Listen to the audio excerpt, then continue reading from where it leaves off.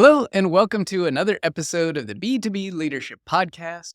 I'm your host, Nils Vinje, and today my guest is Jackie Ferguson. Jackie, welcome back to the show. Hi, Nils. I'm so excited to be back with you today. Well, I'm thrilled to have you back, Jackie. Last time you were here was on episode 45, and we talked all about inclusive language. It was an incredibly powerful episode, incredibly revealing episode. And a lot has been happening with the diversity movement since we last talked. So would you give us, please, the big news and update that I saw, but I want to make sure our audience knows about it too? Absolutely. So, Nils, we were acquired by an organization called Workplace Options, and Workplace Options is a well-being based global organization. They are all around the world, and they saw the value in ensuring diversity, equity, and inclusion is included in well-being, right? You want your employees to feel that sense of belonging. DEI is ingrained within well-being from a personal standpoint, from a mental health standpoint, just from a balance standpoint, right? From that feeling of feeling valued at work, feeling like your contributions matter, feeling a sense of community, and all of that integrates with DEI. And they saw that value. We were not looking to sell the company, but I was going to they ask you pulled because that. acquisitions sometimes come, sometimes they're intentional and sometimes they're not. So they had been doing research, had been looking around and then found you and pursued you. Is that right? That's exactly right. We were not looking to be acquired, but they reached out to us and, we get those types of inquiries on a regular basis, but our CEO, Donald Thompson, spent some time with them looking into it and saw the synergies and, it went from there. So we're very excited to now be part of the WPO organization and continue to do our work through that larger megaphone. Oh, that's absolutely fantastic. Well, big congratulations to you, to Donald, to the Thank you. entire TDM team. And it just it's inspiring to know that, you had a great voice in the space when you were just creating it, but now you're, like you said, the megaphone. Now it's the megaphone Right. attached to your voice. And that's only going to improve people's lives. We'll be talking about inclusive leadership and all things today, but that's absolutely wonderful. Super happy for you and the team. Just it's stoked. Thanks so much, Nels. Thank you. Absolutely. All right. So last time you were on the show, we talked a lot about inclusive language and the Mhm. importance of that. You had written and been the co-author of the Inclusive Language Handbook, and Yes. things have evolved. And now you are in the midst of publishing your second book, which is all about inclusive leadership, which is again, similar theme, but totally different attack. And that's what I really want to dig into today and explore a little bit more. And I was lucky enough to get an advanced copy of the Mhm. book. Thank you very much. And read through it, was blown away. Absolutely love your ability to take the high level and the vision and the almost, it's not quite theory, but it's at that level where it's big picture, but then Yes. also provide the practical and actionable and tactical things that leaders every day can do on the front lines. And that is a very difficult balance to strike. So as you were going through this, before we get into the book too much, but as you were going through the creation of this inclusive leadership book, what were some of the key things that you wanted to make sure happened that you were thinking about when doing the high level and the practical at the same time? Absolutely. Well, Nils, how the Inclusive Leadership Handbook started was through a assessment that we've created called TDM Leader View. And what we realized, in our conversations together and understanding your work and then work throughout the US and beyond is that our society is becoming more diverse. So inclusive leadership is necessary, not just diverse in, race and gender, but in generation, in, ability, disability. We're thinking about just all the identities that come into the workplace every day. And those individuals, those professionals want to be themselves in the workplace. And so leadership continues to evolve. And inclusive leadership acknowledges that. It acknowledges the individual and the skill set that's required to lead multiple individuals, multiple backgrounds, multiple identities, and create those business outcomes that you're looking for. And so what we wanted to do was create an assessment that could help professionals, whether you've been in leadership for 20 plus years or you're an aspiring leader, to understand what skill set they have or what competencies they have that align with those inclusive leadership ideals, right? And so what we did was create that assessment. They're based on 7 competencies. And then we started testing those. And we've been able to test with some incredible companies around the globe, which we're very excited about. And then from there, we took that research, we took that methodology, and we created the Inclusive Leadership Handbook. And, as you said, Nils, it hits the high level, but it really gets down into what are the behaviors that display that you have that competencies, and then it gives you some opportunities to test it, right? So if this is something that you're learning and trying to lean into, that's okay. Do this thing, try these couple of things, then how did it go? How did you feel about that? What was the response? And so the book gives you lots of opportunities to learn, understand, and practice, which is so important. And it absolutely 100% does. And hearing the backstory of how you created this is just wonderful. And oftentimes we don't get to know the full backstory of where books came from, right? Where Yeah. any author out there was a backstory for every single book that's ever been created, but oftentimes the reader doesn't really get to know what it was. But to know That's that true. all of this was not conjured up in the conference room, somebody sitting there saying, what should we write about? It came Right. from practical application of assessments and consulting work and education and projects and improvement in organizations. It came all from that to distill it down those hundreds and hundreds and hundreds of hours into the practical things that you need to do, shaped by the structure that you put in place. Nils, that's so well said. And that is reflective of everything that we do from the inclusive language handbook, right? That was years of practice before we wrote that handbook. And then with the inclusive leadership piece, same thing. We have an inclusive marketing handbook coming next. So we Ooh, like to call good. it the inclusive universe, right? I like that. And so, but right, we start with the work first, Yep. test the work, Yep. refine the work. And then we say, okay, I think we're ready to start writing about this. Oh, So that was I think so well it's a described. big reason why we get along so well, because I do the same thing, right? Writing my book, people ask me, how long did it take you to write your book? And I'm like, well, from the time I committed to writing the book to the time I published the book and got the Amazon bestseller link was 110 days. However, it took me the 20 years prior of doing the work Right. in order to be able to write that book and publish it in 110 days, right? Absolutely. And Absolutely. there are no shortcuts in that, just like in your world. And there are no shortcuts in this. There are no shortcuts, but we can take advantage of other people who have done all that extensive work and That's piggyback right. on their success as long as they can teach us in a way that sets the stage for what the big picture is, but also gives us the practical tools. And I think that's where a lot of books fail. They're incredible at theory and ideas and big picture stuff, but then the reality of, well, how do I take this and put this into action in my life doesn't always come through. Absolutely. And Nils, we've talked about before, but there isn't a pull aside when you're moving from individual contributor to leader or Yep. manager.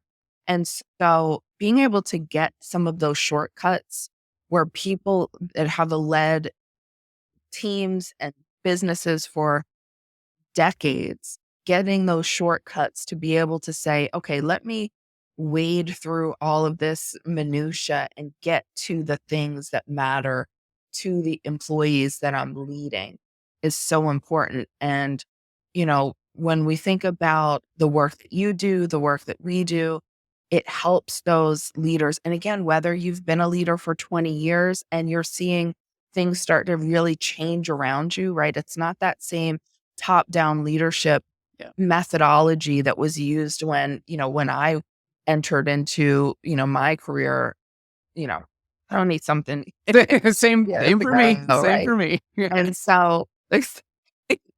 And so it's changing. And so how do you keep up with what's Yeah. required to lead teams successfully? You've got to be engaging with leadership experts like you, like the diversity movement that are really digging into this work because you've got to be able to inspire those employees to create collaborative environments, to create cultures where they feel safe and valued and are able to contribute their best work. And that's how you create sustainable business. And so those things change, right? Leadership is ever evolving and you've got to keep up with people that have their pulse on it. 100%. And that gets to one of the most important points that you and I absolutely 100% agree on is you can't just go and figure this stuff out. There's That's no right. point. You will spend your entire career trying to quote unquote figure it out.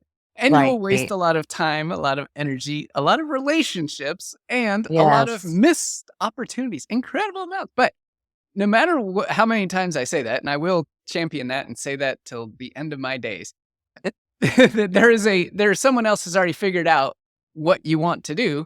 All you need to do is find them and then probably pay for them and then take the shortcut and follow their success. That's it.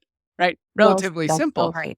But the predominant thinking out there is, well, I'm so busy in my day-to-day world and I have so many demands and I should be spending 100% of my time and energy only on the things that are right in front of me. And so how do you look at that from a, you know, you need to piggyback and learn from others who have been there when the predominant thinking is, I'm so busy and I'm under so much water, I can't possibly even take my head out to even read a book or Right. listen to a podcast. How do you approach that question? I look at it, Nils, as, you and I are on the East Coast. Yep. We could drive to the West Coast, but if we Yes. had a map, we could get there faster, Yep. right? Mhm. And it's exactly the same thing. Like you can stumble through it and figure it out and make lots of mistakes and like you said, cost relationships, lose great employees, or you can take the maps that have been set for you in many different forms, whether that be a book, whether that be a leadership course, right? And take that and say, okay, I need to get to the best type of leadership, that authentic leadership that's me, right? And people love and respect that. And then there are still lessons that you learn, but you're getting there faster with a map. Yeah. And that's what I look at it as, having that map or that GPS to get to where you want to go faster. Love it. Yeah. And then you could even take a plane to get there That's even right. faster. Let somebody else do Exactly the what I driving. All was you got to do is talking about. show up and follow the path and the steps that they tell you to do and get on the plane when they tell you and get off when they tell you and you're there. Right? Absolutely, no. And that's your work, right? Yes. I've got the map with this book that was written by Donald Thompson and Kurt Merriweather, but your work is certainly putting them on a plane and getting there. 100%. That's why we're such a good pair. All right. So, Jackie, in the book, there was a wonderful definition that you had of what inclusive leadership actually means, because it's one of those terms. And if you don't know what the definition is, you might conjure up a bunch of stuff or have some generalities. But I really love the crispness and specificity that you included in this definition. So you said, quote, inclusive leadership is the ability to instill in others a sense of unique value and belonging in the organization or team in order to meet organizational, financial, and business outcomes. And I want to pick this apart with you just a little bit to get a little more deep on the first piece of that sense of unique value. When you say unique value there, what are you really referring to? So when when professionals feel a sense of belonging, they want to contribute their best work. One, they're energized to go into the office. They're energized to work with their managers. They're not afraid to speak up because one, they have a voice in the organization. And two, they know that their ideas will be thoughtfully considered, right? I know most of us, certainly I have worked for jobs where, I'm there, I'm treated kind of as a number and I go in, I do my 40 hours and leave, right? We've all had those kind of situations in our lives where we're just doing what we can until we find what we want. But as inclusive leaders, we can create the type of culture that makes people excited about doing their best work, about contributing ideas. They're more productive when they feel that sense of belonging. And so studies show, I think it was an Oxford study, Nils, that said that happy employees, employees that feel that sense of belonging and camaraderie, are 12 or 13% more productive. And over the course of a year, that is significant time, Yep. right? And that's productivity without additional overhead, which means more profitability, right? And so with innovation, with better collaboration, with more productivity, you're getting to those business outcomes faster because you've created a culture among your employees where they want to be there, they want to work. And I haven't even touched retention, right? When Yeah. you create that culture where people are excited to be there, they don't want to leave, right? Because they know that doesn't exist everywhere. And so they're going to stay. And we all know that the cost of turnover and how expensive that is for organizations. So creating those employee engagement tools or creating those really great outcomes for employees allows you to achieve the outcomes that you want for your business. And that 12 to 13% increase in productivity from that Oxford study you mentioned there, that is has nothing to do with anything else. No other tools, no other application, no other training. It is purely just in the environment that's created. And That's right. as a leader, you can create any kind of environment that you want. That's the trick, right? And oftentimes, people say, well, I hope to have time later in my career to be able to take, more personal time and really volunteer in my community and spend time and really make an impact on people's lives. And Hmm. volunteering in the community, wonderful thing to do. But if you're waiting Yes, till later in your career to have an impact on people's lives, you're missing a massive opportunity that exists every single day because we all know that we spend more time at work than any other part of our life. And you will absolutely. have an impact on the people's lives that work for you and with you. But you have to choose. Are you going to have that positive impact or are you going to have a negative one? And the most resounding thing that comes up is kind of the true magnification of the impact that is not always Mhm. known. But if everybody reflects for a moment and thinks about a bad boss, right? Jackie, think about it with someone you worked for who was an inclusive leader who was not in great shape.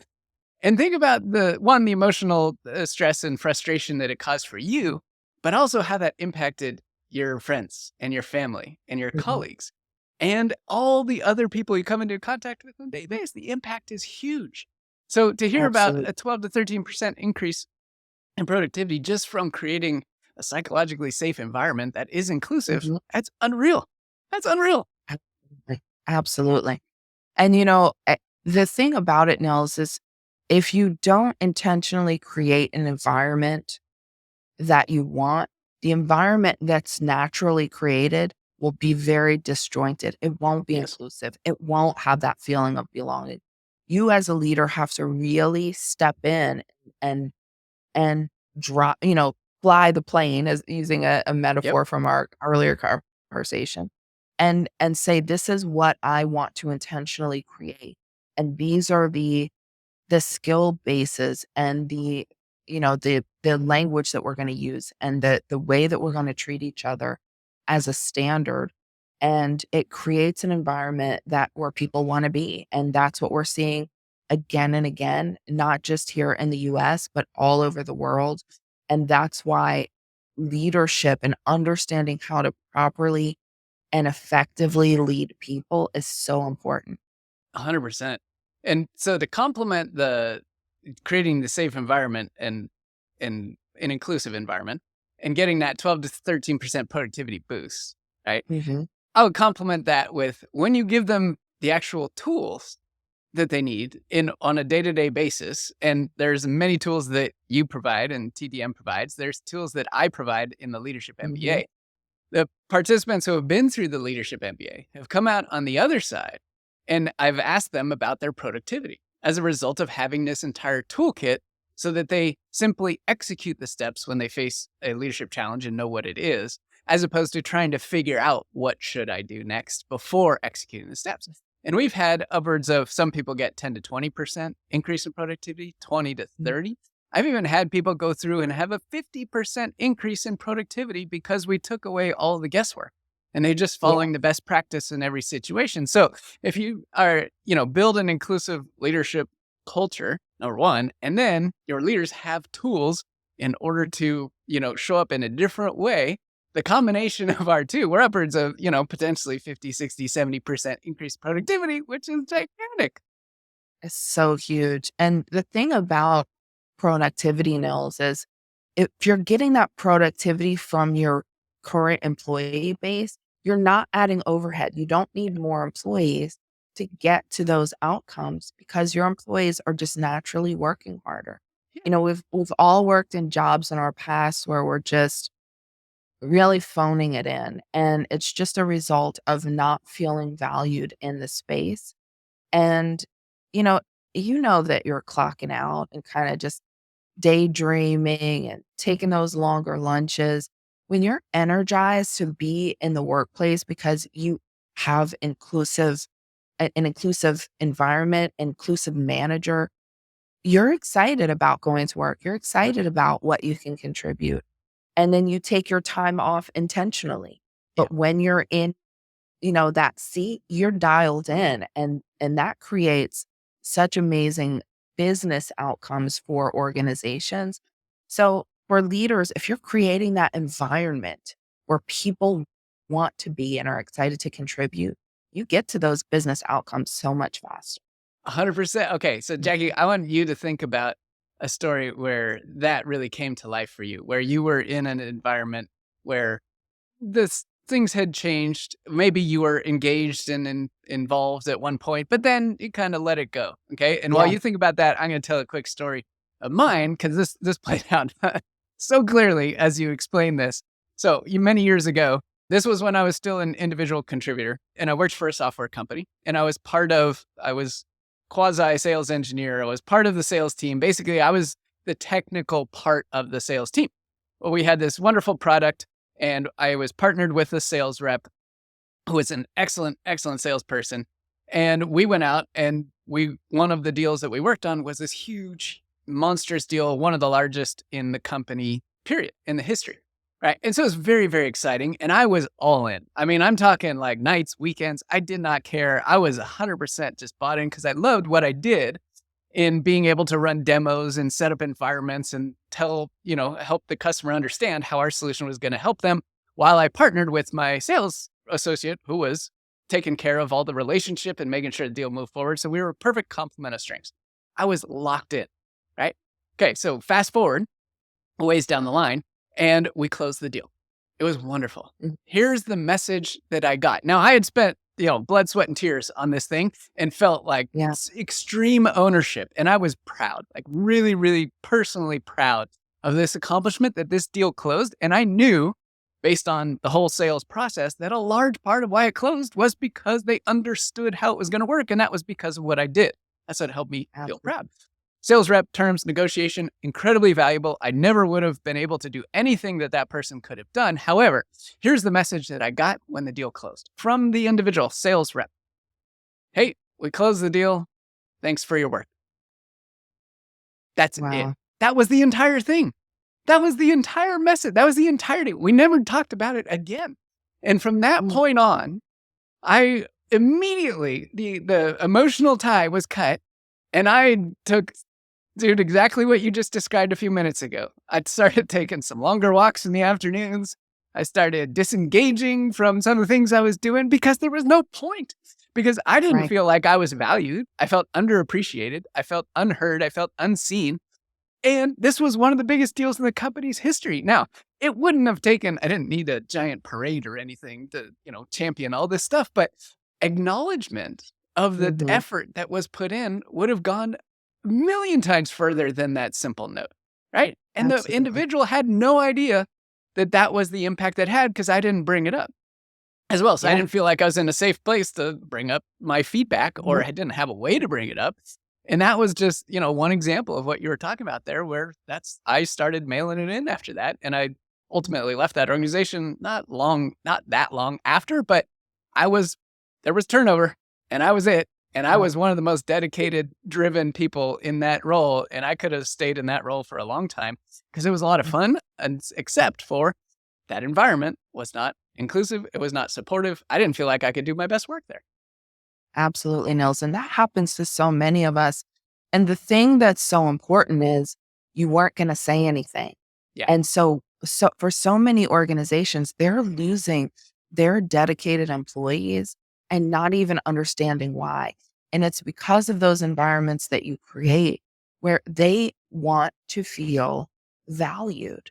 Yeah. They want to feel like their work matters because they're coming in, no matter what the role is, they're coming in and they're doing their 40 hours, a lot of times more, right? As you were talking about, certainly I've done with different organizations and just working and really putting their best effort forward. And it's like, hey, thanks. Yeah. And without the acknowledgement of, right, of how much work that is and what that dedication means. And then that great employee is going to go work for one of your competitors.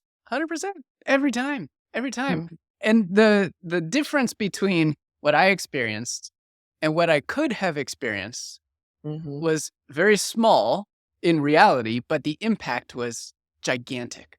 Absolutely. And that's where I think a lot of people just overlook the opportunity every day to Mhm. acknowledge, to appreciate, to support, and to make it verbal, not just give the generic thanks, good work. Good word for what? Like, that's That's one of my right, most Neil. frustrating things. When people say, "Great job," I'm like, "About what?" Like, there's 8 billion things I just did, and you didn't see any of them, but you cover it up with "good job." Absolutely.